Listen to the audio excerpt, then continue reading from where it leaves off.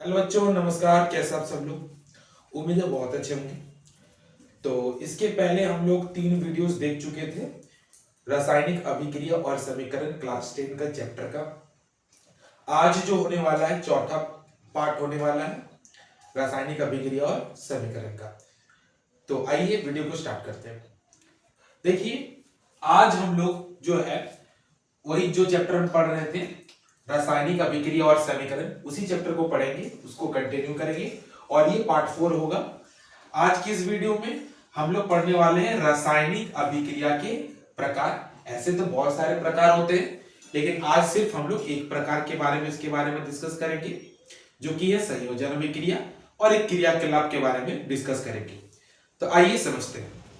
देखिए, रासायनिक अभिक्रिया के प्रकार, जो पहला प्रकार हम लोग पढ़ने वाले हैं उसका नाम है संयोजन अभिक्रिया।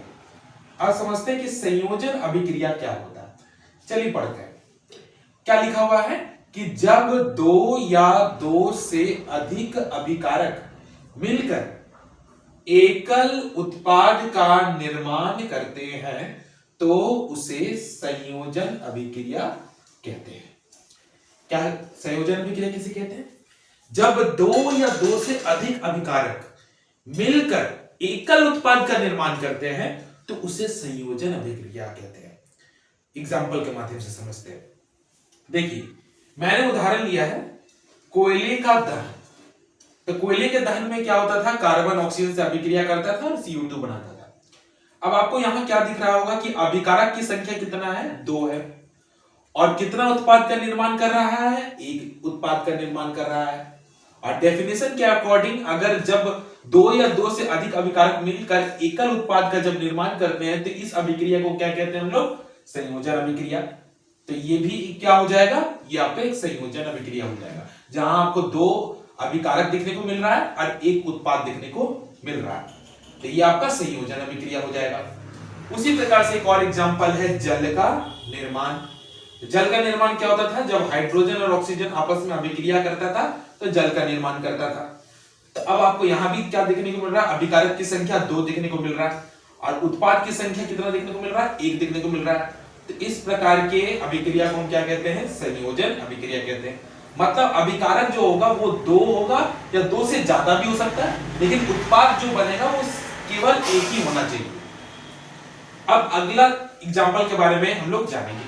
देखिए, CaO यानी कैल्शियम ऑक्साइड, जिसे कहते हैं बिना बुझा हुआ चूना।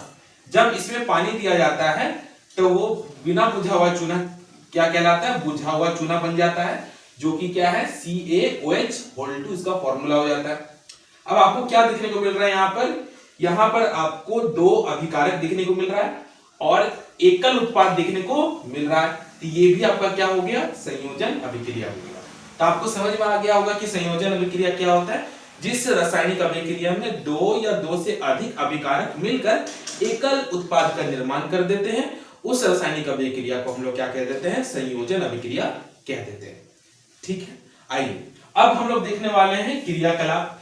तो क्रियाकलाप 1.4 के बारे में हम लोग देखने वाले हैं। समझते हैं। देखिए, क्या लिखा हुआ है कि एक बीकर में थोड़ा कैल्शियम ऑक्साइड यानी बिना बुझा हुआ चूना लीजिए।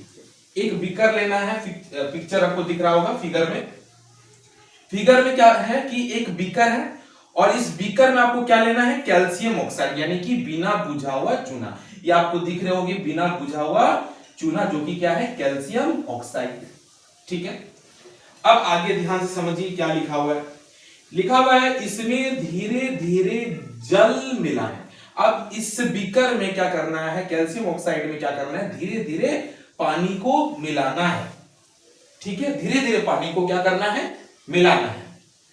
आगे देखते हैं क्या लिखा हुआ है।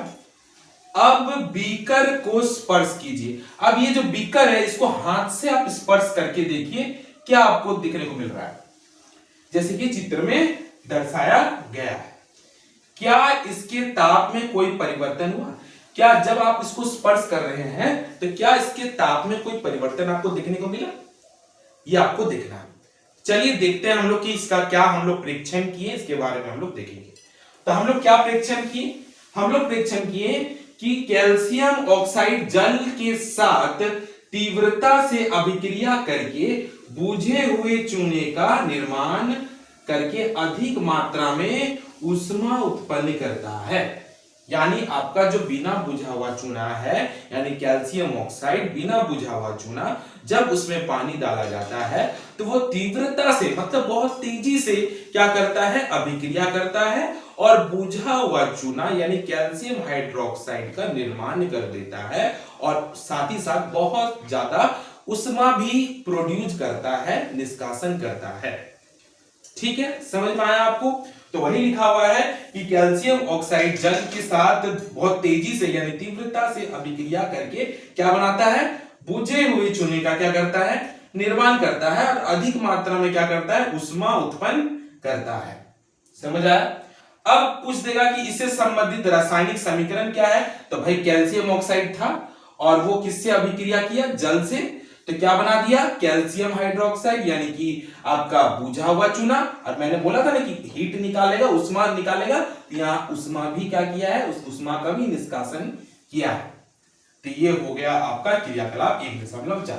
अगर ये पूछ देता है कि यहाँ पर किस प्रकार का रासायनिक अभिक्रिया हुआ, तो आप कह सकते हैं यहाँ पर जो है ऊष्माक्षेपी अभिक्रिया हुआ।